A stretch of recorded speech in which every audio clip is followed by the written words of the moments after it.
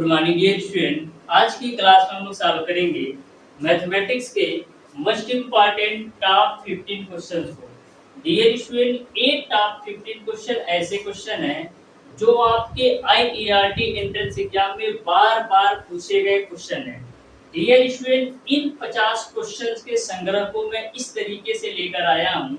यदि dear student in math के 50 question को बिल्कुल अच्छी तरीके से आप सॉल्व कर लेते हैं तो इसी टाइप के आपको 25 से 30 क्वेश्चन एग्जाम में देखने को मिलेंगे। यानी कि बिल्कुल बेसिक से शानदार तरीके से सारी चीजों को कवर करते हुए डियर स्टूडेंट मैंने मैथ के 50 क्वेश्चन को ऐसे उठाया है जो आपके आईईआरटी एंट्रेंस एग्जाम में बार बार पूछे गए क्वेश्चन है।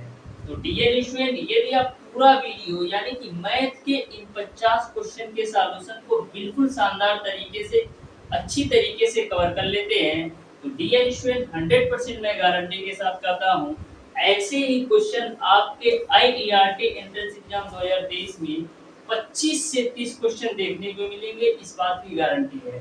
तो डियर स्टूडेंट, प्रत्येक क्वेश्चन अपने आप में बहुत ही इंपॉर्टेंट क्वेश्चन है, तो किसी भी क्वेश्चन को मिस नहीं कीजिएगा। प्रत्येक क्वेश्चन के सॉल्यूशन को बिल्कुल शानदार तरीके से आपको बताने वाला हूँ, तो प्रत्येक क्वेश्चन को आप ध्यान से अच्छी तरीके से समझते हुए चलिएगा।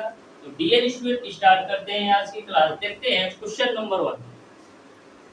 तो क्वेश्चन नंबर 1 आपका डियर स्टूडेंट इस प्रकार से है, वह मूलधन जिसका 20% की दर से 2 वर्ष में साधारण ब्याज और चक्रवृद्धि ब्याज का अंतर ₹90 हो तो धन होगा।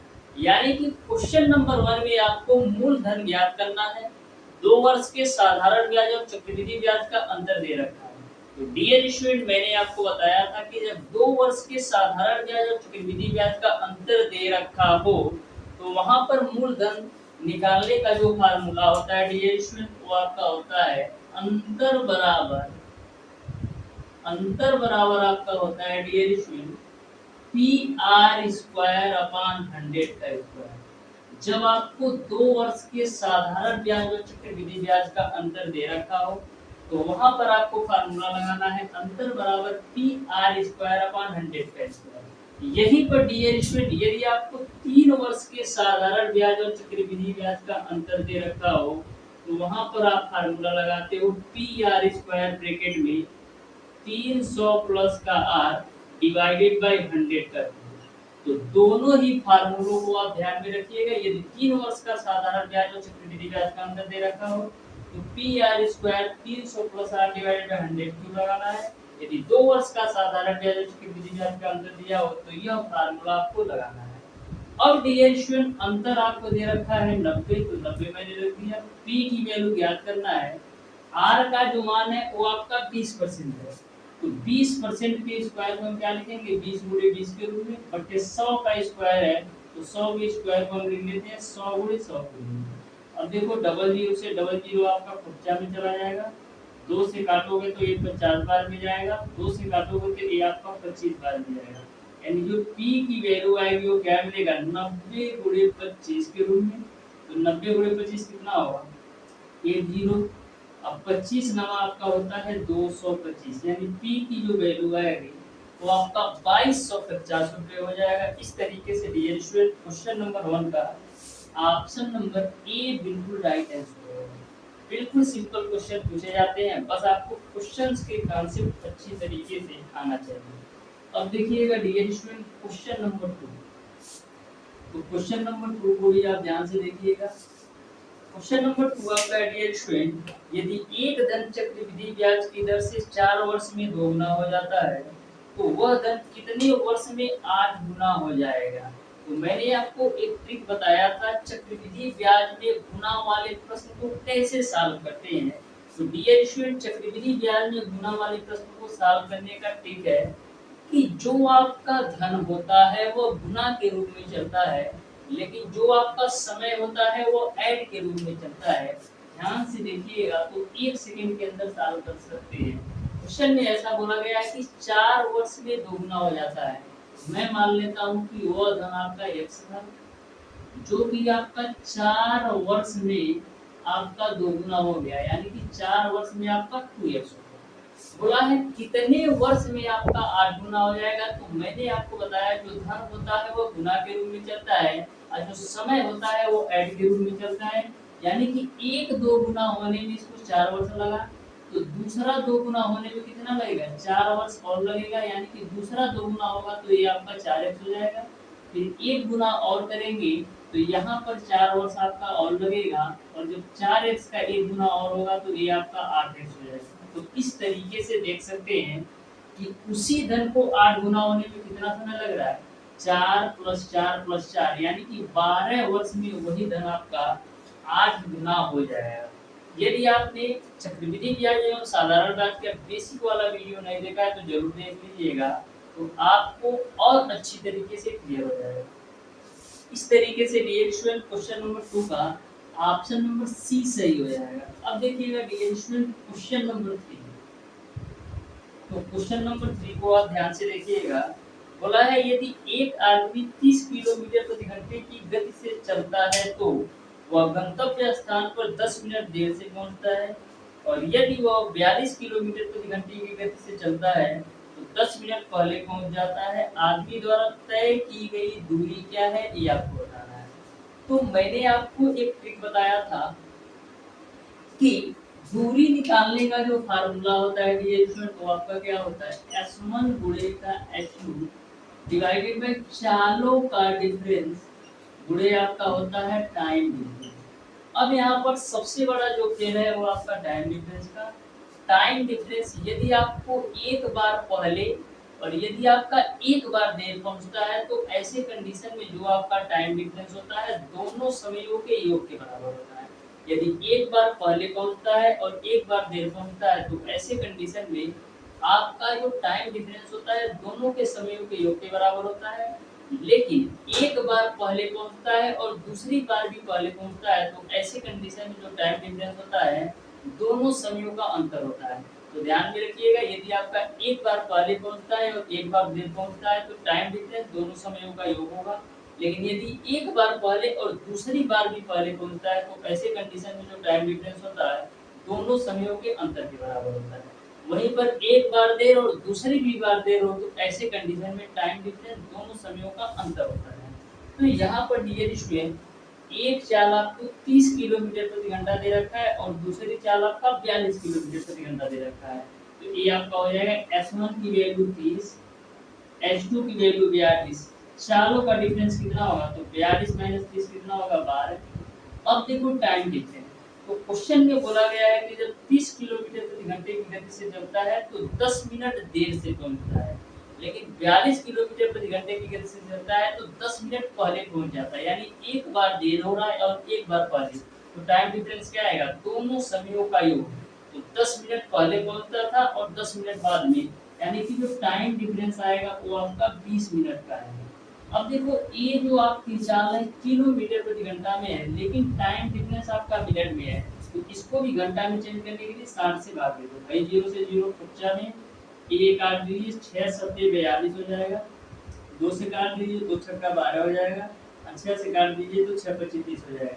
यानी डी की जो वैल्यू आ जाएगी वो आपका 35 किलोमीटर आ जाएगा। यानी कि जो दूरी है वो आपका 35 किलोमीटर होगा। इस तरीके से क्वेश्चन नंबर 3 का ऑप्शन नंबर ए बिल्कुल राइट आंसर होगा। अब देखिएगा डियर स्टूडेंट क्वेश्चन नंबर 4। मैं प्रत्येक क्वेश्चन को प्रयास कर रहा हूँ डियर स्टूडेंट कि कम से कम समय में सॉल्व करा सकूं, क्योंकि आपका जो इस समय टाइम है बहुत ही इम्पोर्टेंट है। तो प्रत्येक समय को ध्यान में रखते हुए मैं डियर स्टूडेंट बिल्कुल शानदार तरीके से कम समय में बताने का प्रयास कर रहा हूँ। क्वेश्चन नंबर 4 है आपका, 90 मीटर एवं 120 मीटर लंबाई की दो रेलगाड़ियां क्रमशः 36 किलोमीटर प्रति घंटा और 45 किलोमीटर प्रति घंटा की गति से एक ही दिशा में समांतर रेल पटरियों पर चलती हुई एक दूसरे से गुजरती है। यानी कि दोनों रेलगाड़ियां एक दूसरे के समांतर चल रही हैं। दोनों रेलगाड़ियां एक ही दिशा में एक दूसरे के समांतर चल रही हैं। तो ऐसी कंडीशन में जो आपका सापेक्ष चाल होता है दोनों की चालों के अंतर के बराबर होता है। जब दोनों रेलगाड़ियां एक दूसरे के समांतर दिशा में चल रही हैं तो यहाँ पर हम सबसे पहले हम सापेक्ष चाल निकाल लेते हैं। तो सापेक्ष चाल क्या होगा, दोनों की चालों के अंतर के बराबर। तो यहाँ पर जो चाल है उनका वो आपको दे रखा है 36 और 45 किलोमीटर प्रति घंटा। तो दोनों के चालों का अंतर जो होगा वो आपका सापेक्ष चाल होगा, माइनस का हो जाएगा 36। अब देखिएगा यह जो वैल्यू है ये आपका किलोमीटर प्रति घंटा में है। तो किलोमीटर प्रति घंटा को मीटर प्रति सेकंड में चेंज करने के लिए क्या करेंगे, इसमें हम 5/18 से गुणा कर देंगे। तो यहाँ पर आपका हो जाएगा 9 गुणे 5/18, 9 से काट दो तो 9 दूना 18, यानी कि 5/2 मीटर प्रति सेकंड आपका सापेक्ष चाल है। अब डियर स्टूडेंट आपको निकालना है समय की वैल्यू। तो समय बराबर क्या होता है डियर स्टूडेंट, समय बराबर आपका होता है दूरी बटे सापेक्ष चाल। दूरी बटे चाल में कर देता हूँ। देखो दूरी कितनी है, दूरी जो आएगी दोनों टेनों की लंबाइयों के योग के बराबर। तो दोनों टेनों की लंबाइयों का योग कर लो, 120 घन 90 हो जाएगा। अब बटे सापेक्ष चाल आपने निकाला है 5/2, तो 5/2 रख दो। तो यहाँ से 120 और 90 आपका हो जाएगा 210। ये 2 आपका ऊपर जाएगा तो गुणे 2 हो जाएगा, बट्टे का आपका हो जाएगा 5, 5 से काट लो तो 5 चौक 20, फिर आपका हो जाएगा 5 दूना 10। तो 42 गुणे 2 करोगे तो आपका आ जाएगा 84 सेकेंड। आपका आ जाएगा 84 सेकेंड। लेकिन सारे ऑप्शंस आपके मिनट में दिए गए हैं, तो 84 सेकेंड को आप मिनट में चेंज करने के लिए क्या करोगे, 84/60 करोगे तो यहाँ से आपको 1.4 मिनट आ जाएगा। यानी कि 1.4 मिनट आपका बिल्कुल राइट आंसर होगा। इस तरीके से क्वेश्चन नंबर 4 का ऑप्शन नंबर बी बिल्कुल राइट आंसर होगा। अब देखिएगा डियर स्टूडेंट क्वेश्चन नंबर 5, तो ध्यान से देखिएगा डियर स्टूडेंट क्वेश्चन नंबर 5 को भी। तो क्वेश्चन नंबर 5 है आपका डियर स्टूडेंट, किसी दुर्ग में 150 सैनिकों के लिए 45 दिन का खाना था। 10 दिन पश्चात 25 सैनिक चले गए, शेष खाना कितने दिन के लिए पर्याप्त होगा ये आपको बताना है। तो बिल्कुल आप ध्यान से देखिएगा, क्वेश्चन में ऐसा बोला गया है कि किसी दुर्ग में 150 सैनिकों के लिए 45 दिन का खाना था, लेकिन 10 दिन बाद 25 सैनिक चले गए, तो कितने दिन का खाना शेष रहेगा ये आपको बताना है। तो बिल्कुल आप ध्यान से क्वेश्चन को देखिएगा। तो 10 दिन बाद 25 सैनिक चले गए, यानी कि 10 दिनों तक तो उन्होंने खाना खाया। 150 सैनिकों ने 10 दिनों तक तो खाना खाया, 10 दिन बाद 25 सैनिक चले गए, यानी कि जो आपका 150 सैनिकों का 35 दिन का खाना था, क्योंकि 10 दिन तो खा लिए, तो जो आपका 150 सैनिकों का 35 दिन का खाना था वही आपका 125 सैनिक खाएंगे। तो यहाँ पर डियर स्टूडेंट कंडीशन ए बनेगा, जो आपका 150 सैनिकों का 35 दिन का खाना था, इसी खाना को 125 सैनिक मैं मान लेता हूँ x दिन में खाएंगे। क्यों, 150 सैनिकों का 45 दिन का खाना था, लेकिन 10 दिन बाद यानी कि 10 दिन तक तो उन्होंने खाना खाया, यानी कि जो आपका 150 सैनिकों का अब 35 दिन का खाना बचा है, वही खाना 125 सैनिक आपका मैंने मान लिया x दिन में खाएंगे।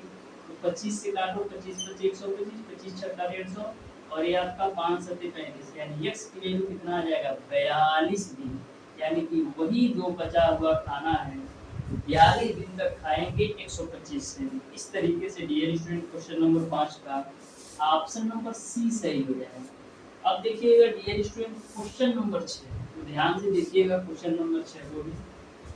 क्वेश्चन नंबर 6 आपका है, यदि 12 पुरुष एवं 16 लड़के एक कार्य को 5 दिन में कर सकते हैं तथा 13 पुरुष एवं 24 लड़के उसी कार्य को 4 दिन में पूरा कर सकते हैं, तो पुरुषों तथा लड़कों द्वारा किए गए कार्य की दर में अनुपात आपको बताना है।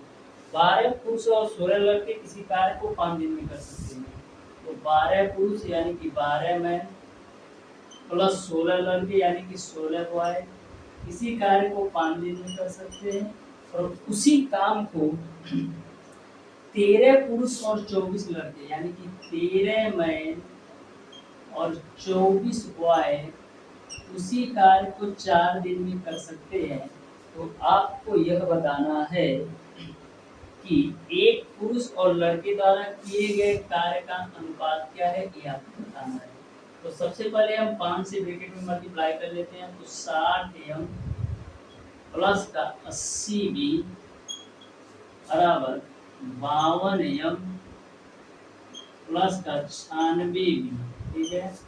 देखो 60 में से 52 घटाओगे तो 8 होगा, बराबर 96 में से 80 घटाओगे तो 16 भी होगा। तो यहाँ से 8 गुना आपका 8 तो 16 है, तो यम बट्टी बी का अनुपात क्या आएगा, यम बट्टी बी का अनुपात आपका 2:1 आएगा। यानी कि आदमी की क्षमता 2 निकल गई और बॉयज की क्षमता 1 निकल गई, जिसको हम 2:1 के रूप में लिख सकते हैं। इस तरीके से डियर स्टूडेंट क्वेश्चन नंबर 6 का ऑप्शन नंबर ए सही हो जाएगा। अब देखिएगा डियर स्टूडेंट क्वेश्चन नंबर 7 को ध्यान से देखिएगा। क्वेश्चन नंबर 7 को भी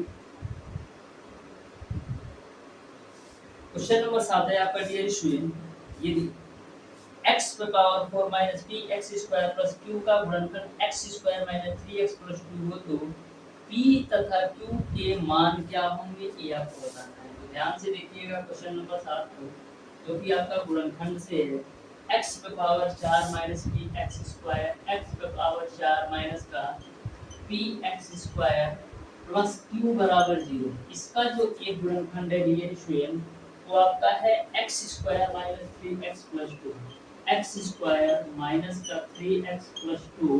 तो आपको बताना है p और q के मान क्या होंगे। तो x square minus 3x plus 2 बराबर मैं 0 मान लेता हूँ। अब यह आपका द्विघात समीकरण के रूप में, तो द्विघात समीकरण के माध्यम से इसको हम सॉल्व कर लेते हैं। तो इसका आपका जो आंसर आएगा x माइनस का 2 और x माइनस का 1 बराबर 0। ऐसा मैंने इसलिए लिख दिया, देखो कैसे इसको मैं लिखता हूँ। देखो -2 का गुणा -1 में करोगे +2 आ जाएगा। सबसे पहला पॉइंट ये ध्यान में रखना है कि यहाँ पर प्लस हमको लाना है, यानी -2 गुणा -1 करेंगे तो +2 हो जाएगा। अब देखो दोनों ब्रैकेट का मल्टीप्लाई कर रहा हूँ, x का गुणा x में x स्क्वायर, x का गुणा -1 में -x और -2 का गुणा x में -2x। तो -2x और a -x -3x हो जाएगा और -2 का गुणा -1 में करोगे तो 2 हो जाएगा। तो ऐसे ही आपको सॉल्व करना है, पूरा डिटेल में नहीं जाना है। तो यहाँ से आप x की वैल्यू निकालोगे तो 2 मिलेगा और यहाँ से आप x की वैल्यू निकालोगे तो 1 मिलेगा। तो सबसे पहले x का मान हम 2 रखते हैं।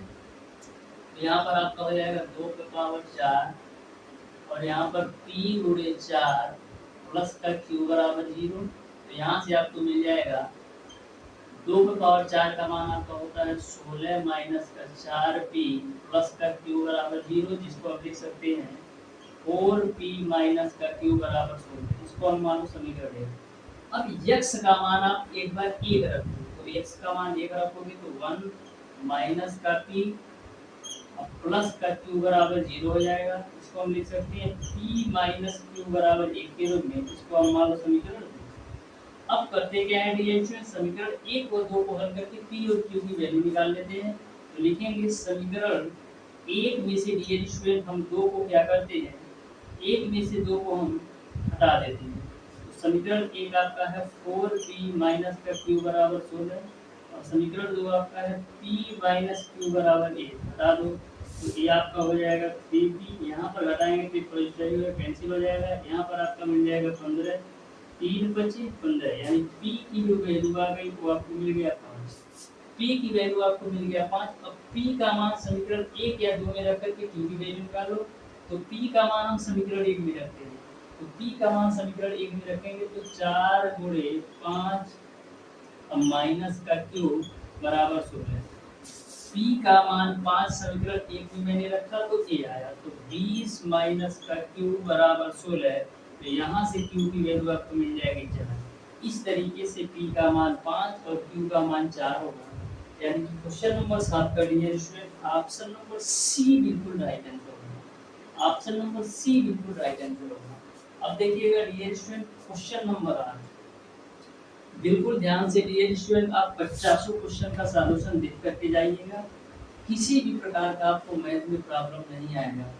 मैं बिल्कुल शानदार तरीके से डियर स्टूडेंट आपके साथ खड़ा हूँ, टोटल क्वेश्चन का सॉल्यूशन करवाऊंगा, टोटल 50 क्वेश्चन का। तो देखो क्वेश्चन नंबर 8 का, क्वेश्चन नंबर 8 में आपको गुणनफल करना है। दे रखा है 4x पे पावर 8, 4x पे पावर 8 प्लस का 16x पे पावर 4 y पे पावर 4, 16x पे पावर 4 y पे पावर 4, उसके बाद से प्लस का 25y पे पावर 8, 25y पे पावर 8। इसको आप ध्यान से देखिएगा, बिल्कुल सिंपल सा क्वेश्चन है। 4x पे पावर 8 को हम क्या लिख सकते हैं, 2x पे पावर 4 का होल स्क्वायर प्लस का 16x की पावर 4 y की पावर 4 को हम क्या लिख सकते हैं 2 गुणे 2 गुणे 2 गुणे 2 गुणे 2 गुणे 4 लिख लो गुणे x की पावर 4 और y की पावर 4, ठीक है। 25y की पावर 8 है, इसको हम क्या लिख सकते हैं 25y की पावर 8 को हम लिख सकते हैं 5y की पावर 4 का होल स्क्वायर। अब देखना ध्यान से, ये आपका ए स्क्वायर होगा, ये आपका बी स्क्वायर होगा, प्लस का 2ab के रूप में चाहिए तो 2 और a और b के लिए आपको कितना चाहिए, b के लिए यहाँ पर आपको 5 चाहिए, तो इसको 5 बनाने के लिए करेंगे क्या, तो देखो यदि यहाँ पर आपका 4 ना होकर के 5 होता तो कितना आता, 2 गुना 4 बच्चे 20x की पावर 4 y की पावर 4 हमको चाहिए। तो 20x की पावर 4 y की पावर 4 बनाने के लिए हम करते क्या हैं, इसमें हम प्लस का 4y की पावर 4x की पावर 4 जोड़ेंगे भी और 4x की पावर 4 y की पावर 4 को हटाएंगे भी।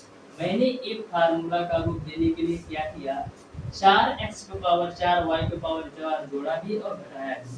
अब देखो ध्यान से, अब देखो ये आपका 2x की पावर 4 का होल स्क्वायर प्लस का 5y की पावर 4 का होल स्क्वायर। अब देखो 2 दूना 4 चौक 16x की पावर 4 y की पावर 4 में आप 4x की पावर 4 y की पावर 4 जोड़ोगे तो ये आपका हो जाएगा 20x की पावर 4 y की पावर 4 और माइनस में आपका 4x की पावर 4 y की पावर 4 ऑलरेडी आपका। अब देखना फार्मूला का रूप हो गया, ये आपका a square plus b square, ये आपका 2ab के रूप में है, देखो 2 गुणे 2 गुणे 5 x की पावर 4 और y की पावर 4, देखो 2ab के रूप में है, तो 2 a की वैल्यू आपका 2x की पावर 4 है, तो 2x की पावर 4 आपका a हो गया और b की वैल्यू आपका 5y की पावर 4 है, तो 5y की पावर 4। तो इस तरीके से a square plus b square plus 2ab के रूप में हो गया। इसको हम लिख सकते हैं 2x की पावर 4 प्लस 5y की पावर 4 का होल स्क्वायर के रूप में माइनस जो आपका 4x की पावर 4 y की पावर 4 है, इसको हम क्या लिख सकते हैं 2x स्क्वायर y स्क्वायर का होल स्क्वायर के रूप में।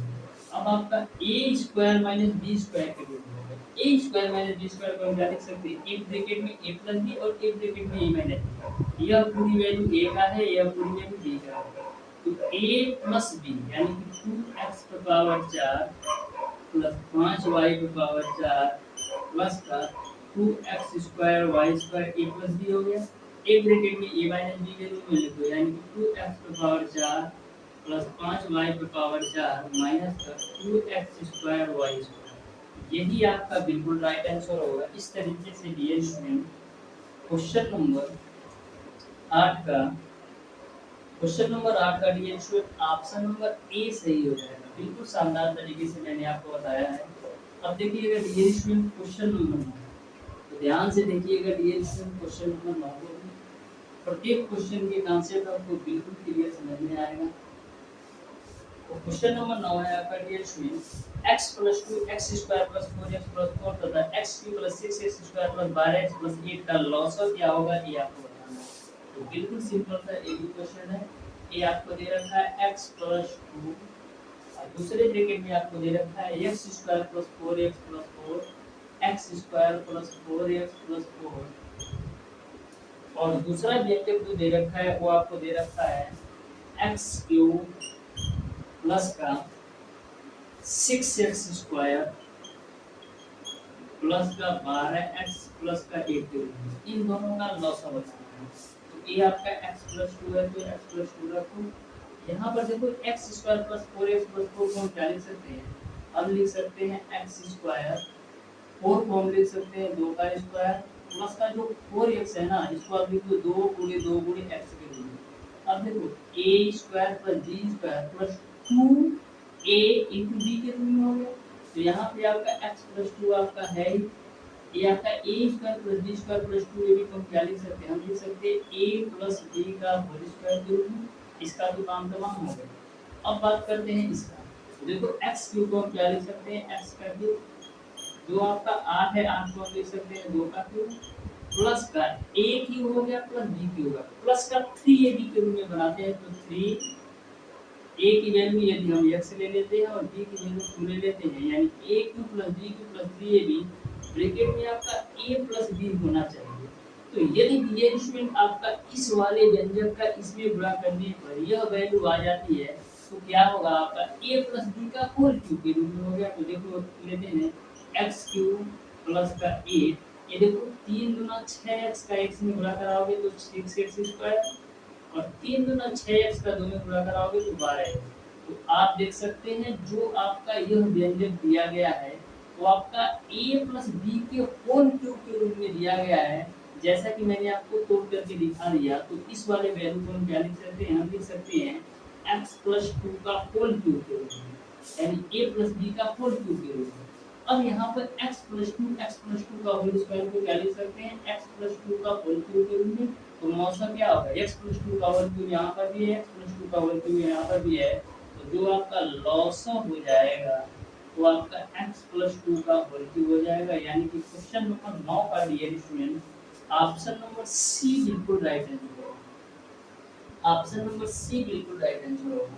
अब देखिएगा डियर स्टूडेंट क्वेश्चन नंबर 10, ध्यान से देखिएगा डियर स्टूडेंट क्वेश्चन नंबर 10 को भी बिल्कुल सिंपल कॉन्सेप्ट है, सारे कॉन्सेप्ट मैं आपको क्लियर करने वाला हूँ। क्वेश्चन नंबर 10 आपका है वह बड़ी से बड़ी संख्या ज्ञात करें जिसमें 63, 138 और 228 से भाग देने पर प्रत्येक दशा के समान शेष बचे। संख्याएं दे रखी है आपको 63, 138 और 228। तो आपको बताना है वह बड़ी से बड़ी संख्या ज्ञात करें जिसमें 63, 138 और 228 से भाग देने पर प्रत्येक दशा में समान शेष बचे। तो कभी भी आपको ऐसा क्वेश्चन पूछा जाए प्रत्येक दशा में समान शेष बचे वह छोटी से छोटी संख्या ज्ञात कीजिए, तो हमेशा आपको मौसा निकालना होता है। अब मौसा निकालने का भी तरीका है। मौसा निकालने के लिए क्या करेंगे, सबसे पहले इन दोनों का आप डिफरेंस ले लो। तो 138 में से 63 घटाओ तो 8 में से 3 जाएगा 5 और 13 में से 6 जाएगा 7। इन दोनों का आप डिफरेंस ले लो तो 8 में से 8 जाएगा 0 और 22 में से 13 जाएगा 9। फिर आप इन दोनों का डिफरेंस ले लो, कितना आएगा 228 में से 63 घटाओ 8 में से 3 जाएगा 5, फिर यहाँ पर 12 में से 6, 8 में से 3 जाएगा 5, यहाँ पर 12 में से 6 जाएगा आपका 6 हो जाएगा, ये आपका 1 हो जाएगा। ठीक है, अब करना क्या है आपको 75, 90 और 165 का मौसा ले लेना है।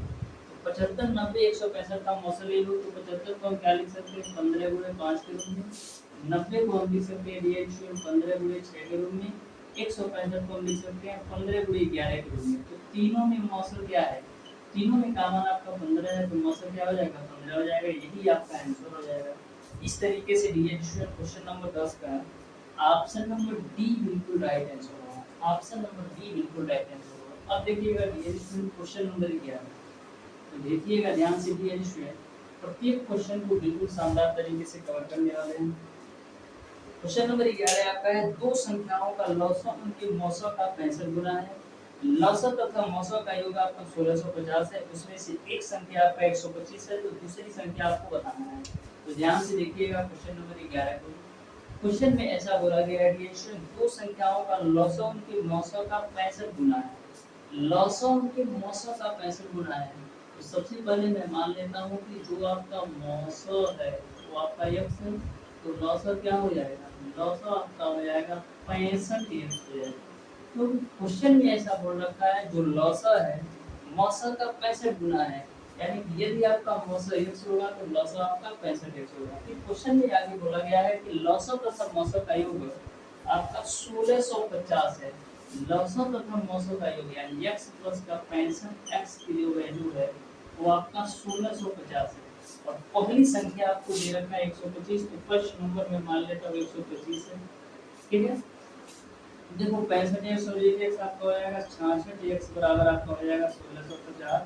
11 छक्का 66, 11 के में 11, 11 में 55 जीरो, ये आप 6 से काटो 6 और 12 और 6 25, यानी x की वैल्यू आपको मिल जाएगी 25, x की वैल्यू आपको मिल जाएगी 25, यानी कि मौसा आपका हो जाएगा 25 और जो लौसा हो जाएगा वो कितना हो जाएगा 65 × 25। अब आपने डियर स्टूडेंट एक फार्मूला पढ़ रखा होगा कि लसा गुणे मौसा बराबर पहली संख्या गुणे दूसरी संख्या होता है। तो लौसा गुणे मौसा बराबर पहली संख्या गुणे दूसरी संख्या कर लो। तो लौसा की वैल्यू आपका है 65 गुणे 25 गुणे मौसा की वैल्यू आपका है 25 बराबर पहली संख्या गुणे दूसरी संख्या। तो पहली संख्या 125 है, दूसरी संख्या निकालना है, ठीक है। 25 से काट दो तो 25 पच्चीस 125, 5 से काट दो तो 5 पच्चीस 25। तो यहाँ से 5 पच्चीस 25 और 5 36 2 32, यानी कि 325 जो होगी वो आपका दूसरी संख्या होगी। इस तरीके से डियर स्टूडेंट क्वेश्चन नंबर 11 का ऑप्शन नंबर बी बिल्कुल राइट आंसर होगा। जो दूसरी संख्या होगा वो आपका 325 होगा। अब देखते हैं डियर स्टूडेंट क्वेश्चन नंबर 12। तो किसी को भी हार नहीं मानना है डियर स्टूडेंट, 50 क्वेश्चन भी हमारे साथ बने रहिएगा। मैं इस तरीके से इन 50 क्वेश्चन का सॉल्यूशन बता दूंगा डियर स्टूडेंट कि क्लास से ही आपको 25 से 30 क्वेश्चन एग्जाम में देखने को मिलेंगे। क्वेश्चन नंबर 12 आपका है समीकरण 3 की पावर x प्लस 5 बराबर 27 और 2x माइनस 5 में x का मान क्या होगा ये आपको बताना है। तो देखिएगा क्वेश्चन नंबर 12 को 3 की पावर x प्लस 5 बराबर आपको दे रखा है 27 की पावर 2x माइनस का 5, 2x माइनस का 5। तो x की वैल्यू क्या है ये आपको बताना है। तो देखो ध्यान से 3x की पावर प्लस 5 हो जाएगा। 27 को हम क्या लिख सकते हैं, 27 को हम लिख सकते हैं 3 की पावर 3 के रूप में, और 2x माइनस का 5 पावर देगी आपका पहले से। देखो 3 की पावर x प्लस 5 बराबर 3 का गुणा कर दो अंदर में तो हो जाएगा आपका 6x माइनस का 15। अब देखो दोनों के आधार बराबर, तो दोनों के आधार बराबर हो गए तो घातों की तुलना कर सकते हैं। तो घातों की तुलना करेंगे तो x प्लस 5 बराबर मिल जाएगा आपको 6x माइनस का 15 के रूप में। 6x में से x घटाओगे तो 5x हो जाएगा बराबर माइनस का 15 जब इधर आएगा तो 20 हो जाएगा। तो x की वैल्यू कितना आ जाएगा 4 आ जाएगा, एंड x का जो मान आएगा वो आपका 4 होगा। इस तरीके से क्वेश्चन नंबर 12 का ऑप्शन नंबर ए सही हो जाएगा। तो देख रहे हो ना कि कितना सिंपल क्वेश्चन है। ऐसे ही सिंपल क्वेश्चन पूछे जाएंगे, लेकिन यदि आप कॉन्सेप्ट नहीं पढ़े रहोगे तो यही क्वेश्चन आपके लिए कठिन हो जाएगा। अब देखिएगा डियर स्टूडेंट क्वेश्चन नंबर 13 को। क्वेश्चन नंबर 13 आपका डियर स्टूडेंट बोल रखा है कि 256 पे पावर 0.06 गुणे 256 पे पावर 0.19 का मान क्या है। तो ध्यान से देखना क्वेश्चन नंबर 13 को। 256 पर पावर 0.06 गुणे 256 पे पावर 0.19, 256 पे पावर 0.19 का मान बताओ। तो देखो भी 256 है ना, 256 को हम क्या लिख सकते हैं, 2 दूना 4 दूना 8 दूना 16 दूना 32 दूना 64 दूना 128 दूना 256, यानी कि 256 को 2 पे पावर 8 के रूप में लिख सकते हैं। 256 को आप 2 पे पावर 8 लिख दो। अब बाहर पावर आपका 0.06 है गुणे इस 256 को भी हम 2 पे पावर 8 के रूप में लिख सकते हैं, और बाहर पावर आपका 0.19 है। अब देखो इस पावर का इस पावर में गुणा कराओ तो आपको मिलेगा 0.72 गुणे 2। इस पावर का इस पावर में गुणा कराओगे कितना मिलेगा 1.28, यानी कि 19 का गुणा 8 में कराओगे तो 1.28 मिलेगा। अब देखो दोनों के आधार बराबर हैं तो घाते आपस में जुड़ जाएंगे। तो घाते आपस में जुड़ेंगे तो 1.28 और 0.72 जोड़ोगे तो 2 आएगा, यानी 2 के पावर 2 की वैल्यू 4 हो जाएगी। इस तरीके से डियर स्टूडेंट क्वेश्चन नंबर 13 का ऑप्शन नंबर ए सही हो जाएगा। तो देख लो कितना सिंपल क्वेश्चन है। अब देखते हैं डियर स्टूडेंट क्वेश्चन नंबर 14। तो ध्यान से देखिएगा डियर स्टूडेंट क्वेश्चन नंबर 14 को भी इसका भी कांसेप्ट जो है बिल्कुल सिंपल है। तो क्वेश्चन नंबर 14 आपके सामने है, ध्यान से पढ़ो और सॉल्व करके बताओ डियर स्टूडेंट इस क्वेश्चन में कौन सा ऑप्शन सही है। तो क्वेश्चन नंबर 14 आपको इस प्रकार से दे रखा है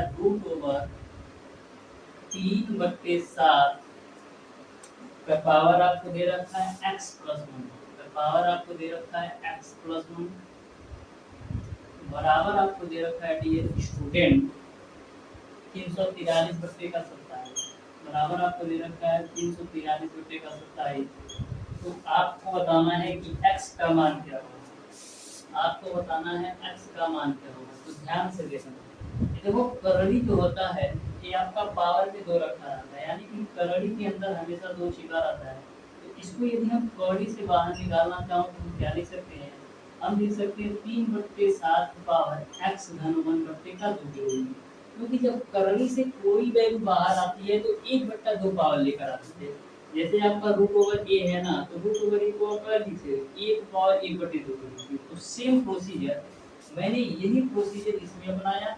तो कौड़ी में 3/7 पावर एक्स घन 1 था, तो कौड़ी हटाया तो 3/7 पावर एक्स घन 1 डिवाइडेड बाई 2 हो गया, कोई प्रॉब्लम नहीं। अब देखो 343/27 को हम क्या लिख सकते हैं, हम लिख सकते हैं 7/3 का होल क्यूब। क्या दोनों के आधार बराबर हैं? दोनों के आधार बराबर नहीं है, तो आधार बराबर कर लेंगे 3/7 की power x plus 1 divided by 2। यहाँ पर 7/3 का पावर 3 है, तो इसको हम क्या लिख सकते हैं, इसको हम लिख सकते हैं 3/7 पावर माइनस का 3 के रूप में। 7/3 का पावर 3 है, तो इसको हम क्या लिख सकते हैं 3/7 का पावर माइनस 3 के रूप में। जब फिर पलटी मारोगे तो फिर ये आ जाएगा, ठीक है। अब देखो दोनों के अब आधार आपके बराबर हो गए, तो दोनों के आधार बराबर हो गए तो घातों की तुलना कर दो, तो x प्लस 1 डिवाइडेड बाई 2 बराबर माइनस का 3। तो यहाँ से x की वैल्यू आ जाएगी माइनस का 3। इस तरीके से डियर स्टूडेंट क्वेश्चन नंबर 14 का ऑप्शन नंबर ए सही हो जाएगा। ऑप्शन नंबर ए बिल्कुल राइट आंसर होगा। अब देखना dear student question number 15। Question number 15 आपके सामने है, ध्यान से देखो डियर स्टूडेंट कौन सा ऑप्शन सही होगा क्वेश्चन नंबर 15 का। क्वेश्चन नंबर 15 आपका डियर स्टूडेंट इस तरीके से पूछा गया है, यदि log base 4 log base 3 log x base 2 बराबर 0 हो तो x की वैल्यू क्या है ये आपको बताना है। तो बिल्कुल सिंपल सा कॉन्सेप्ट है, ऐसा क्वेश्चन मैंने ऑलरेडी सॉल्व करवा रखा है। ध्यान से देखना डियर स्टूडेंट क्वेश्चन नंबर 15 को भी। तो क्वेश्चन नंबर 15 आपका है, दे रखा है log base 4 log base 4 into का log बेस 3 इंटू का log x बेस 2 बराबर 0 है, तो x की वैल्यू बताना है। तो देखो इसको हम क्या लिखेंगे log 3 log x बेस 2, यह 4 आपका राइट साइड जाएगा, तो ये आपका हो जाएगा 4 पे पावर 0। तो यहाँ से आपका हो जाएगा log base 3 log x base 2, 4 पे पावर 0 की वैल्यू आपका 1 हो जाएगा। अब देखो log 3 को भी हम राइट साइड भेजते हैं, तो आपका हो जाएगा log 2 बेस x बराबर आपका हो जाएगा 3 पे पावर 1, यानी यहाँ से आपका हो जाएगा log x बेस 2 बराबर आपका हो जाएगा 3। यहाँ से आप आगे सॉल्व करोगे तो x की वैल्यू क्या आ जाएगी 2 पे पावर 3, जिसका मान आपका होता है 8। इस तरीके से डियर स्टूडेंट क्वेश्चन नंबर 15 का ऑप्शन नंबर बी सही हो जाएगा। अब देखिएगा डियर स्टूडेंट क्वेश्चन नंबर 16, ध्यान से देखिएगा डियर स्टूडेंट क्वेश्चन नंबर 16 को भी बिल्कुल सिंपल से इसके भी कॉन्सेप्ट है क्वेश्चन नंबर 16 के भी। तो क्वेश्चन नंबर 16 आपका है कि 2 log 11/13 plus 2 log 130/33 minus log 4/9 का मान क्या है ये आपको बताना है। तो देखना डियर स्टूडेंट ध्यान से 2 log 11/13 प्लस का 2 log 100 प्लस का 2 log 130/33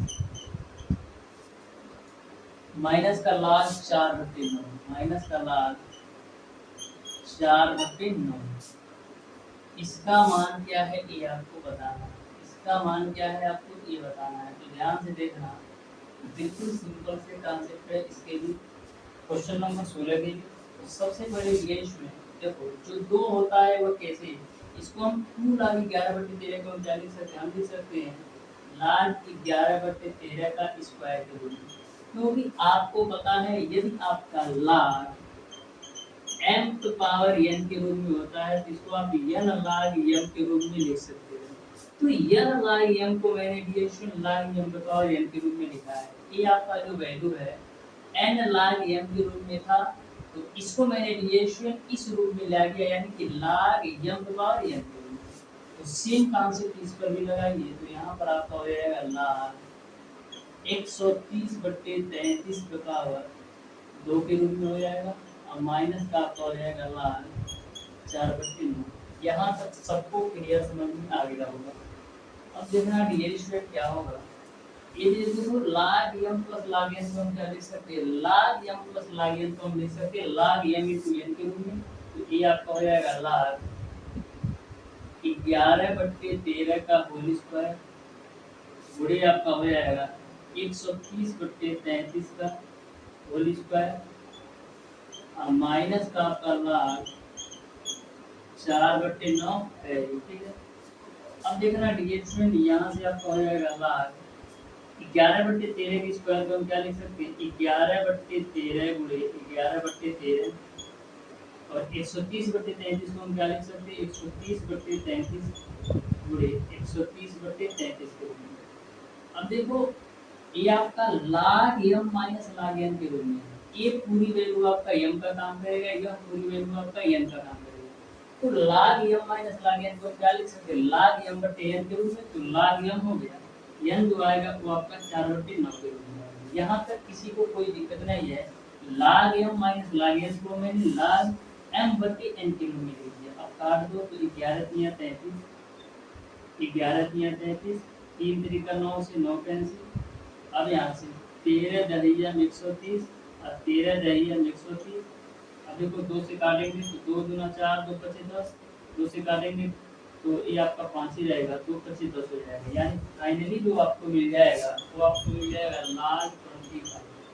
log 25 को हम क्या लिख सकते हैं, हम लिख सकते हैं log 5 की पावर 2, जिसको हम लिख सकते हैं 2 log 5। इस तरीके से डियर स्टूडेंट तो फाइनली आंसर होगा क्वेश्चन नंबर 16 का वो आपका ऑप्शन नंबर डी सही हो जाएगा। ऑप्शन नंबर डी बिल्कुल राइट आंसर होगा। अब देखिएगा डियर स्टूडेंट क्वेश्चन नंबर 17 को, तो ध्यान से देखिएगा डियर स्टूडेंट क्वेश्चन नंबर 17 को। बिल्कुल सिंपल से इसके भी कॉन्सेप्ट है। मैं प्रत्येक चैप्टर को कवर करते हुए प्रत्येक क्वेश्चन के सॉल्यूशन को करा रहा हूँ। देखो दिया है x² - 5x + 6 के मूल होंगे। x² माइनस का 5x प्लस 6 के मूल क्या होंगे ये आपको बताना है। तो मैंने आपको मूलों की प्रकृति में बताया था कि यदि आपका d बराबर b² - 4ac का मान 0 के बराबर हो, यदि आपका d बराबर b² - 4ac का मान 0 के बराबर हो तो मूल वास्तविक और समान होंगे। कब? जब d बराबर b² - 4ac का मान 0 के बराबर हो तो मूल वास्तविक और समान होंगे। दूसरा कंडीशन आपका ये बनता है यदि d बराबर b² - 4ac का मान 0 से बड़ा हो, यदि d बराबर b² - 4ac का मान 0 से बड़ा हो तो ऐसे कंडीशन में मूल वास्तविक तथा असमान होंगे। मूल वास्तविक तथा असमान होंगे। तीसरा कंडीशन मैंने आपको बताया था यदि d बराबर b² - 4ac का मान 0 से छोटा है, तो 0 से छोटा कब आएगा? जब माइनस में आएगा। तो यदि आपका d बराबर b² - 4ac का मान 0 से छोटा है तो मूल काल्पनिक होंगे। तो ये 3 कंडीशन बनते हैं। तो आपको इसका कंडीशन बताना है। तो सबसे पहले हम d बराबर b² माइनस का 4ac की वैल्यू निकाल लेते हैं। तो b की वैल्यू कितना है? माइनस का 5, माइनस का 5 का स्क्वायर करो तो 25 प्लस का 4, a की वैल्यू 1 और c की वैल्यू 6। यहाँ से मिल जाएगा आपको 25 माइनस का 24 यानी 1। यानी कि जो d की वैल्यू है डी स्टूडेंट वो आपका 0 से बड़ा है, क्योंकि एक जो वैल्यू है वो आपका 0 से बड़ा है। तो जब d का मान 0 से बड़ा हो तो ऐसी कंडीशन में क्या आएगा? मूल वास्तविक तथा असमान होंगे। यदि d बराबर b² - 4ac का मान 0 से बड़ा है तो मूल वास्तविक तथा असमान आएंगे। यहाँ पर आप देख सकते हैं b² - 4ac का मान 0 से बड़ा आया, यानी कि मूल वास्तविक तथा असमान होंगे। इस तरीके से क्वेश्चन नंबर 17 का ऑप्शन नंबर बी सही होगा। अब देखना डियर स्टूडेंट क्वेश्चन नंबर 18। तो क्वेश्चन नंबर 18 भी आपका बिल्कुल सिंपल सा क्वेश्चन है, ध्यान से देखिएगा। द्विघात समीकरण से डियर स्टूडेंट 2 से 3 क्वेश्चन 100% आना है, इस बात को आप नोट कर लीजिए। बोला यदि समीकरण cx² + ax + b बराबर 0 के मूल अल्फा बीटा हो तो वह समीकरण जिसके मूल अल्फा इनवर्स और बीटा इनवर्स है। तो ध्यान से देखना डियर स्टूडेंट, आपको क्वेश्चन दे रखा है cx² प्लस का ax प्लस का b बराबर 0। इसके मूल इन्होंने दे रखा है अल्फा और बीटा है, और आपसे समीकरण यह पूछा जा रहा है जब मूल आपके अल्फा इनवर्स और बीटा इनवर्स हो तो आपको मूल। तो सबसे पहले डियर स्टूडेंट हम मूलों का योग निकाल लेते हैं, यानी कि मूलों का योग अल्फा प्लस बीटा की वैल्यू क्या होती है, माइनस का x का गुणन बटे x स्क्वायर गुणा माइनस का x का गुणन a है बटे x स्क्वायर का गुणन का प्लस a है। इन मूलों का गुणनफल क्या होता है, अचर पद डिवाइडेड बाय x स्क्वायर का गुणन, तो अचर पद आपका b है और x स्क्वायर का गुणन का प्लस c है। अब हम समीकरण ज्ञात करते हैं जिनके मूल अल्फा इनवर्स और बीटा इनवर्स है। तो अल्फा इनवर्स को हम लिख सकते हैं 1 बटे अल्फा और बीटा इनवर्स को हम लिख सकते हैं 1 बटे बीटा। तो कभी भी आपको यदि मूल पता हो तो यहाँ पर त्रिघात समीकरण निकालने का फार्मूला होता है एक्स स्क्वायर माइनस मूलों का योग। तो मूलों के योग में क्या आएगा, मूलों के योग में आपका आएगा 1 बटे अल्फा प्लस 1 बटे बीटा इनटू का x होता है और प्लस का आपका होता है मूलों का गुणनफल, यानी कि 1 बटे अल्फा इनटू का 1 बटे बीटा बराबर आपका 0 होता है। यहाँ तक आपको क्लियर है। अब देखिएगा एक्स स्क्वायर माइनस का 1 बटे अल्फा और 1 बीटा, बीटा को सॉल्व करोगे तो अल्फा इनटू बीटा ऊपर मिल जाएगा आपको अल्फा प्लस बीटा, ठीक है, इनटू का x प्लस 1 बटे अल्फा इनटू का बीटा बराबर आपका हो जाएगा 0। यहाँ से आपका x square minus alpha plus beta की वैल्यू आपका है माइनस का a बटे का c और अल्फा इनटू बीटा की वैल्यू आपका b बटे का c इनटू का x हो जाएगा प्लस 1 बटे अल्फा इनटू बीटा की वैल्यू आपका है b बटे c बराबर आपका हो जाएगा 0। इसी को आप हल कर लो। तो यहाँ पर देखना IC से IC कक्षा में, तो यहाँ से आपको मिलेगा एक्स स्क्वायर a माइनस और a माइनस आपका हो जाएगा प्लस a बट्टी b इंटू का x, a बट्टी b इंटू का x हो जाएगा और यह c आपका ऊपर जाएगा तो प्लस का आपका हो जाएगा c बट्टी b बराबर 0। इसको आप एलसीएम लेके साफ करोगे मिलेगा आपको bx स्क्वायर प्लस का ax प्लस का c बराबर 0। यही आपका फाइनल आंसर होगा, bx स्क्वायर प्लस का cx प्लस का ax प्लस c, यानी कि क्वेश्चन नंबर 18 का ऑप्शन नंबर सी बिल्कुल राइट आंसर है। ऑप्शन नंबर सी बिल्कुल राइट आंसर है। अब देखिएगा डियर स्टूडेंट क्वेश्चन नंबर 20, तो ध्यान से देखिएगा डियर स्टूडेंट क्वेश्चन नंबर 20 को भी बिल्कुल शानदार तरीके से डियर स्टूडेंट मैं प्रत्येक क्वेश्चन के कॉन्सेप्ट क्लियर करने आ रहा हूँ। तो क्वेश्चन नंबर आपका 19 है, दो संख्याओं का योगफल 15 है, पहली संख्या का 2 गुना दूसरी संख्या के 3 गुने से 5 अधिक है, तो संख्याएं ज्ञात करना है। दो संख्याओं का योगफल आपका 15 निकलता है। मैं मान लेता हूं कि दो संख्याएं आपका x और y हैं, इनका जो योगफल दे रखा है वो आपको दे रखा है 15। फिर क्वेश्चन में आगे बोला है पहली संख्या का 2 गुना, तो पहली संख्या आपने x माना, इसका 2 गुना, दूसरी संख्या के 3 गुने से 5 अधिक है, तो दूसरी संख्या y है, इसके 3 गुने से 5 अधिक कर दो, ठीक है। तो यहाँ से आपको मिलेगा 2x माइनस का 3y बराबर 5। इसको बाबू मान लो 1 और इसको मान लो आपको 2। तो समीकरण 1 और 2 को आप सॉल्व कर लो। तो करते क्या है ये स्टूडेंट, समीकरण 1 में हम 2 से गुणा करेंगे, तो समीकरण 1 में 2 से गुणा करोगे तो 2x प्लस का 2y बराबर आपको मिल जाएगा 30। इसको हम मान लो समीकरण 2। अब करेंगे क्या लिए स्टूडेंट, समीकरण 3 माइनस का 2 से समीकरण 3 में से 2 को घटाओ तो समीकरण 3 आपका है 2x प्लस का 2y बराबर 30 और समीकरण 2 आपका है 2x माइनस का 3y बराबर है आपका 5। घटा दो देखो कक्षा में एक यहाँ पर माइनस करोगे तो ये आपका प्लस हो जाएगा, तो 3 2 5 y बराबर ये माइनस करोगे तो 25 हो जाएगा, 5 25 25, यानी y की जो वैल्यू आ गई वो आपको मिल गया 5। y की वैल्यू आपको मिल गया 5। अब y का मान जब 5 समीकरण 1 में रखोगे, y का मान जब 5 समीकरण 1 में रखोगे तो x की वैल्यू आपको मिल जाएगी। तो इस तरीके से x का मान 10 और y का मान 5 आएगा, यानी कि क्वेश्चन नंबर 19 का ऑप्शन नंबर बी बिल्कुल राइट आंसर होगा, x का मान 10 y का मान 5। अब देखिएगा डियर स्टूडेंट क्वेश्चन नंबर 20। तो क्वेश्चन नंबर 20 आपका संचय सिद्धांत एवं प्रतिचित्रण से क्वेश्चन है, जो कि आपके सिंपल क्वेश्चन पूछे जाते हैं। तो क्वेश्चन नंबर 20 को आप ध्यान से देखिएगा।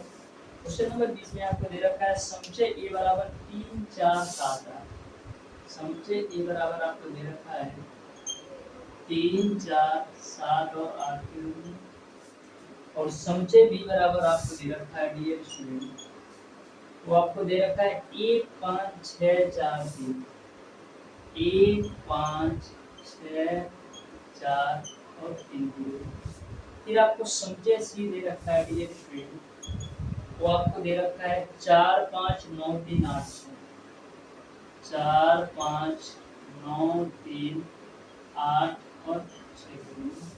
आपको बताना है A union B intersection C का मान। A union B intersection C का मान क्या होगा, ये आपको बताना है। तो सबसे पहले हम ए यूनियन बी निकालेंगे।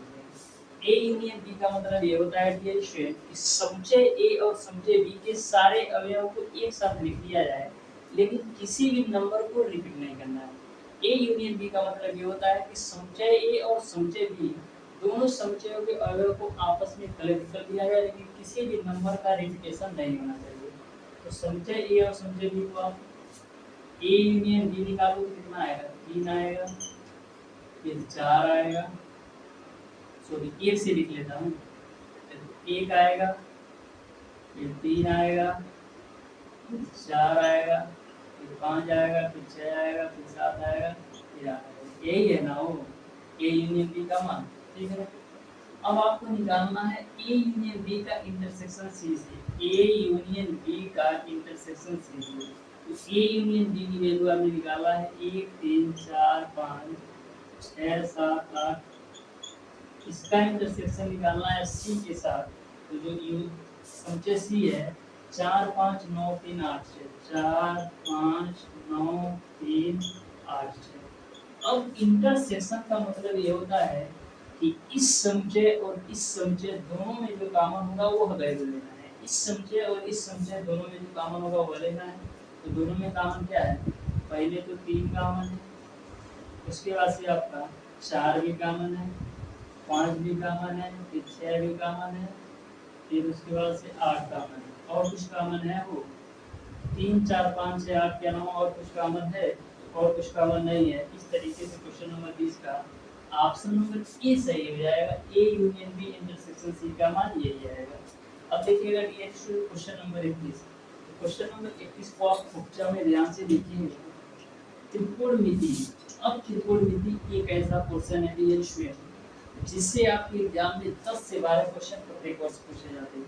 तो देखिएगा क्वेश्चन नंबर 21 को भी बिल्कुल ध्यान से देखिएगा। 10 ए बराबर आपको दे रखा है 60/11। 10 ए बराबर आपको दे रखा है 60/11। तो साइन स्क्वायर ए माइनस कॉस स्क्वायर ए का मान बताना है। साइन स्क्वायर ए माइनस कॉस स्क्वायर ए की वैल्यू क्या है ये आपको बताना है। तो सबसे पहले 10 ए बराबर लंब बटे आधार होता है, यानी कि लंब और आधार हमको पता है। यदि कोण का मान पता चल जाए तो हम साइन स्क्वायर ए माइनस कॉस स्क्वायर ए की वैल्यू निकाल सकते हैं। तो सबसे पहले हम कोण का ही मान निकाल लेते हैं। तो कोण का मान निकालने के लिए करोगे क्या, कोण का स्क्वायर बराबर क्या होता है, लंब का स्क्वायर प्लस आधार का स्क्वायर। तो लंब की वैल्यू है 7, तो 7 का स्क्वायर प्लस आधार की वैल्यू है 11, तो 11 का स्क्वायर। तो 7 का स्क्वायर करोगे तो 3600 आएगा, इसका करोगे तो 131 आएगा। तो ये आपका 3731 आएगा। ये आप किसका आएगा, कोण के स्क्वायर की वैल्यू। तो यहाँ से आप कोण की वैल्यू निकालोगे तो 61 आएगा। कोण की वैल्यू आपने निकाल लिया 61। अब साइन स्क्वायर ए, तो साइन ए बराबर क्या होता है, लंब बटे कोण। तो लंब की वैल्यू आपका है 60 और कोण की वैल्यू आपने निकाला 61, इसका स्क्वायर हो गया माइनस कॉस ए बराबर आधार बटे कोण। तो आधार की वैल्यू 11 है और कोण की वैल्यू 61, इसका स्क्वायर कर दो। तो 60 का स्क्वायर करोगे तो 3600 बटे 61 का स्क्वायर आपने देखा है 3721 आ जाएगा, माइनस करें 11 का स्क्वायर 121, 61 का स्क्वायर आपका 3721। अब 3600 में से 121 घटाओ कितना आएगा, देखो 10 में से 1 जाएगा 9, और 9 में से 2 जाएगा 7, फिर यहाँ पर आपका 5 में से 1 जाएगा 4, और 3 है ही, और नीचे आपका 3721 आ जाएगा, यानी कि 3479/3721 आएगा। इस तरीके से डियर स्टूडेंट क्वेश्चन नंबर 21 का ऑप्शन नंबर ए बिल्कुल राइट आंसर होगा। अब डियर स्टूडेंट देखिएगा क्वेश्चन नंबर 22। तो क्वेश्चन नंबर 22 आपका है √1 + cos a / 1 - cos a का मान बताना है। क्वेश्चन नंबर 22 में root over 1 plus cos theta, root over 1 plus cos theta बटेगा 1 माइनस का cos थीटा का मान क्या है ये आपको बताना है। अब चारों ऑप्शंस आप देखिएगा तो आपका cos थीटा, कोसेक थीटा या टेन थीटा और सेक थीटा के रूप में दिया। तो सबसे पहले करते क्या है, इसका हम परिमीकरण कर देते हैं। तो परिमीकरण करने के लिए क्या करेंगे, तो रूट ओवर 1 प्लस का cos थीटा से गुणा भी करेंगे और 1 प्लस का cos थीटा से भाग भी करेंगे। यानी कि परिमीकरण करने के लिए मैंने रूट ओवर 1 प्लस का cos थीटा से गुणा भी किया और भाग भी कर दिया। तो देखो root over 1 plus cos theta को root over 1 plus cos theta तो आप बाहर निकालोगे तो 1 प्लस cos थीटा आपका बाहर निकल जाएगा, क्योंकि 1 प्लस cos थीटा यहाँ पर दिया, 1 प्लस cos थीटा यहाँ पर दिया। तो root over 1 plus cos theta का होल स्क्वायर में जब बाहर निकालोगे तो 1 प्लस cos थीटा मिल जाएगा। यहाँ पर आपका a माइनस बी और a प्लस बी के रूप में है, तो a माइनस बी और a प्लस बी को हम क्या लिख सकते हैं, हम लिख सकते हैं a square minus b square के रूप में, यानी 1 का square minus cos square theta के रूप में। अब ऊपर आपका 1 प्लस का cos थीटा है, देखो 1 माइनस का cos स्क्वायर थीटा किसके बराबर होता है, 1 माइनस का cos स्क्वायर थीटा आपका sin स्क्वायर थीटा के बराबर होता है, और sin स्क्वायर थीटा को कोने से बाहर निकालोगे तो sin थीटा आएगा। अब जो आपका sin थीटा हर है, एक का भी है cos थीटा का भी, जिसको हम अलग-अलग लिख लेते हैं 1 अपॉन sin थीटा प्लस का cos थीटा बटे का sin थीटा। तो 1 अपॉन sin थीटा आपका हो जाएगा cosec थीटा और cos थीटा बटे sin थीटा आपका हो जाएगा tan थीटा। इस तरीके से जो फाइनल आंसर होगा वो आपका cosec theta plus cot theta होगा, यानी कि क्वेश्चन नंबर 22 का ऑप्शन नंबर सी सही हो जाएगा। अब देखिएगा डियर स्टूडेंट क्वेश्चन नंबर 23। तो क्वेश्चन नंबर 23 भी आपका बिल्कुल सिंपल सा कॉन्सेप्ट है, ध्यान से देखिएगा क्वेश्चन नंबर 23 को। क्वेश्चन नंबर 23 आपका डियर स्टूडेंट थीटा के मान के लिए 1/sec square theta plus 1 upon 1/cosec square theta का मान क्या है, 1/sec square theta plus 1 upon cosec square theta का मान क्या है ये आपको बताना। 1/sec स्क्वायर थीटा को हम क्या लिख सकते हैं, हम लिख सकते हैं cos स्क्वायर थीटा, और 1/cosec स्क्वायर थीटा को हम लिख सकते हैं sin square theta. sin square theta plus cos square theta की वैल्यू क्या आती है, 1 आती है। इस तरीके से डियर स्टूडेंट क्वेश्चन नंबर 23 का ऑप्शन नंबर सी सही हो जाएगा। अब डियर स्टूडेंट देखिएगा क्वेश्चन नंबर 24 बोला है कि tan माइनस का 1560 डिग्री का मान बताओ। tan माइनस का 1560 डिग्री का मान होगा। देखो हम क्या लिख सकते हैं, टेन 1560 को हम लिख सकते हैं डियर स्टूडेंट, 1560 को हम क्या लिख सकते हैं, माइनस को आप आगे कर दो तो 1560 को हम क्या लिख सकते हैं, हम लिख सकते हैं 360 गुणे 4। 360 गुणे 4 करोगे तो आपका 1440 होगा, और 1440 में आप 120 जोड़ लोगे तो 1520 होगा। यानी कि 1560 को 360 गुणे 4 प्लस में 120 लिख सकते हैं। तो यहाँ से आपका हो जाएगा माइनस का 10, 360 प्लस थीटा क्या होगा 10 थीटा, यानी कि 120 डिग्री होगा। अब माइनस का 10 120 डिग्री का मान क्या होगा, तो इसको हम क्या लिख सकते हैं, इसको हम लिख सकते हैं डियर माइनस का 10 90 प्लस का 30। अब 1090 प्लस थीटा किस सदुदान में, 1090 प्लस थीटा का दूसरे में है, और दूसरे में केवल साइन और कोसेक पार्टी हो, लेकिन ये तो बेटा आपका 10 में है, तो ये आपका क्या आ जाएगा माइनस का cot थीटा, तो माइनस का cot 30 का मान कड़ी में 3, तो माइनस का कड़ी में 3 बिल्कुल राइट आंसर होगा। इस तरीके से क्वेश्चन नंबर 23 का 24 का क्वेश्चन नंबर 24 का लिए ऑप्शन नंबर बी बिल्कुल right answer, option number B बिल्कुल राइट आंसर होगा। यहाँ पर डीएल स्टूडेंट प्लस में होगा, देखो कैसे प्लस में होगा, जो आपका 1090 प्लस थीटा होता है ये दूसरे में आएगा, और दूसरे में केवल आपका साइन और कोसेक पॉजिटिव होती है, लेकिन ये तो बेटा 10 में है तो माइनस आपका पहले से है, और फार्मूला से भी माइनस लेकर आया, ये माइनस तो पहले से है और फार्मूला से माइनस आया, तो यह माइनस प्लस में जाएगा।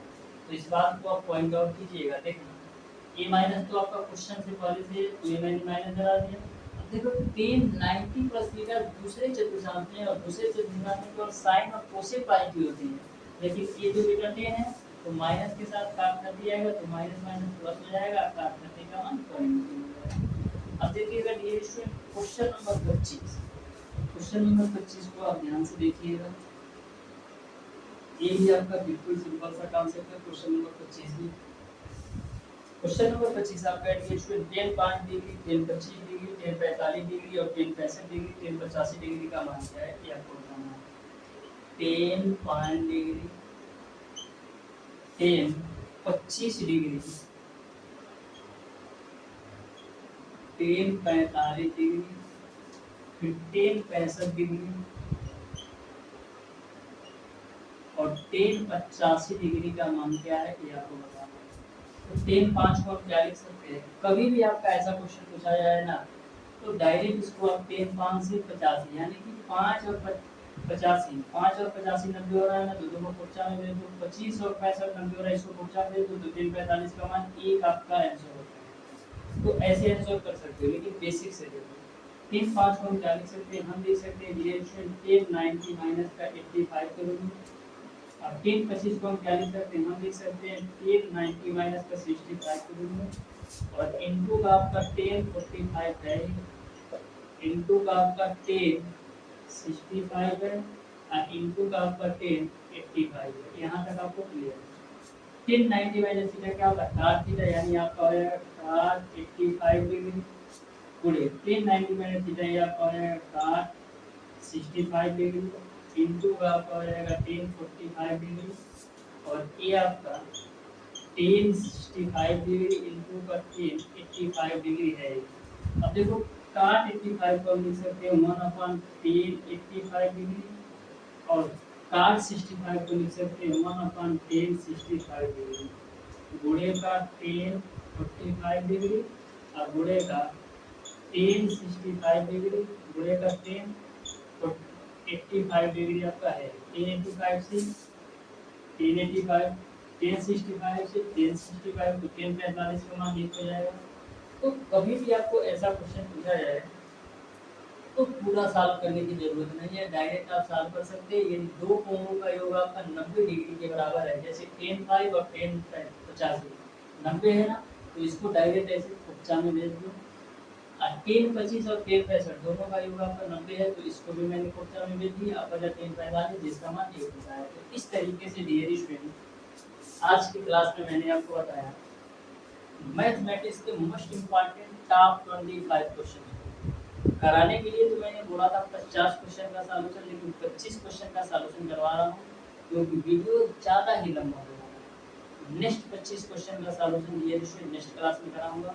तो डियर स्टूडेंट मिलते हैं नेक्स्ट क्लास में, तब तक के लिए धन्यवाद।